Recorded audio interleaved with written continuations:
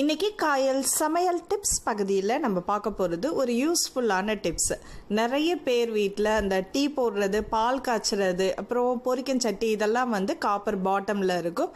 So அதில் வந்து பார்த்திங்கன்னா கொஞ்ச நாள் ஆன உடனேயுமே அந்த வந்து கீழே வந்து கலர்லாம் சேஞ்ச் ஆகிடும்.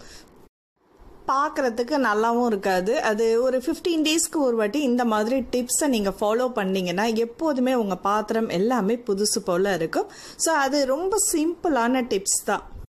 சின்ன சின்ன சமையலறை டிப்ஸை நம்ம தெரிஞ்சிட்டாலே போதும், வீடு எப்போதுமே பளிச்சுன்னு இருக்கும். ஸோ வாங்க இப்போ எப்படி அதை க்ளீன் பண்ணலாம் அப்படின்றத பார்க்க போகிறோம். இதை பாருங்கள், காப்பர் பாட்டம் கீழே வந்து பயங்கர கரையாக இருக்குது. ரொம்ப கரைன்னு சொல்ல முடியாது, ஏன்னா ஒரு 15 டேஸ்க்கு ஒரு வாட்டி நான் வந்து இந்த மாதிரி க்ளீன் பண்ணிக்கிட்டே தான் இருப்பேன். அடுப்பில் வச்சு நம்ம ஹீட் பண்ணும்போது இந்த பாத்திரம் புதுசாக இருந்தாலும் சரி, டெய்லி யூஸ் பண்ணக்கூடிய ரெகுலர் பாத்திரமாக இருந்தாலும் சரி இந்த மாதிரி ஆகிடும். அதுக்கு நார்மலாக நம்ம வீட்டில் யூஸ் பண்ணக்கூடிய சால்ட்டு, வினிகர்ன்றது நார்மல், நிறைய பேர் கேட்டிருந்தீங்க. நார்மலாக நான் குக்கிங் போடுற வினிகர் தான் நான் யூஸ் பண்ணிகிட்ருக்கேன். வீடை பொறுத்த வரைக்கும் இந்த மாதிரியான பொருட்கள், அதாவது வினிகர், எலுமிச்சை பழம் இதெல்லாம் இருக்கும். ஒன்று வினிகர் வச்சுங்க. வினிகர் யூஸ் பண்ணாதவங்க லெமன் எடுத்துக்கலாம்.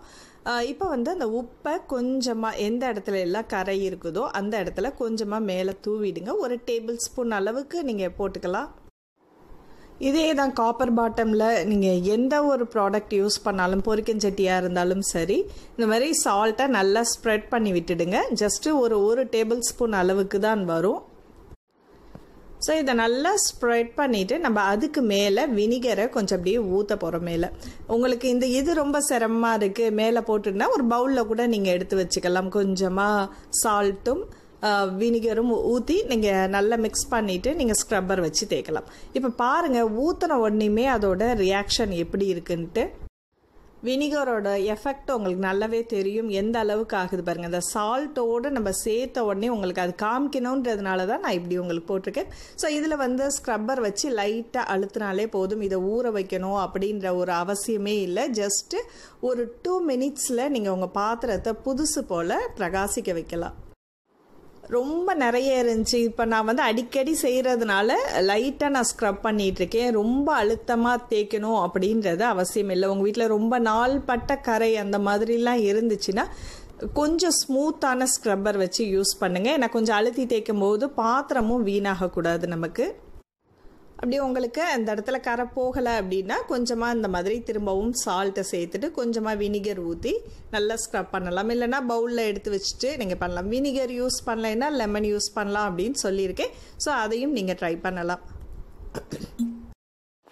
இதெல்லாம் ரொம்ப அழுத்தம் கொடுத்து எவ்வளோ தான் பாத்திரம் தேய்க்கும் போது தேய்ச்சாலும் அதில் உள்ள கரை போகாது. இந்த மாதிரி தனியாக வினிகர், உப்பு அல்லது லெமன் போட்டு நீங்கள் தேய்ச்சாதான் அந்த கரையெல்லாம் போகும். ஸோ இப்போ பாருங்கள், எல்லா பக்கமும் நல்லா கரை போயிடுச்சு. அதுக்கப்புறம் நம்ம தண்ணியில் வாஷ் பண்ணிடலாம். சாதாரணமாக பாத்திரம் அலசுகிற மாதிரி. இதுக்கு நம்ம ஸ்க்ரப்பர் போடணும் அப்படின்னு அவசியம் இல்லை. ஜஸ்ட்டு அது மேலே உள்ள அந்த இதை மட்டும் வாஷ் பண்ணி எடுத்துட்டா போதும். பாருங்கள், இப்போ பாருங்கள், புதுசு மாதிரி நல்லா பளிச்சின்னு இருக்குது. ஸோ இதில் நீங்கள் உங்கள் வீட்டில் இருக்கிற காப்பர் பாட்டம் எல்லாத்துலேயுமே நீங்கள் இந்த மாதிரி ட்ரை பண்ணலாம். ஸோ இந்த வீடியோ, இந்த டிப்ஸ் உங்களுக்கு பயனுள்ளதாக இருந்தால் உங்கள் ஃப்ரெண்ட்ஸ் சர்க்கிளில் ஷேர் பண்ணுங்கள். காயல் சமையல் பகுதி உங்களுக்கு பிடிச்சிருந்துச்சுன்னா சப்ஸ்கிரைப் பண்ணிவிட்டு நண்பர்களுக்கும் ஷேர் பண்ணுங்கள். அடுத்து ஒரு இன்ட்ரெஸ்டிங்கான வீடியோவில் சந்திப்போம். நன்றி.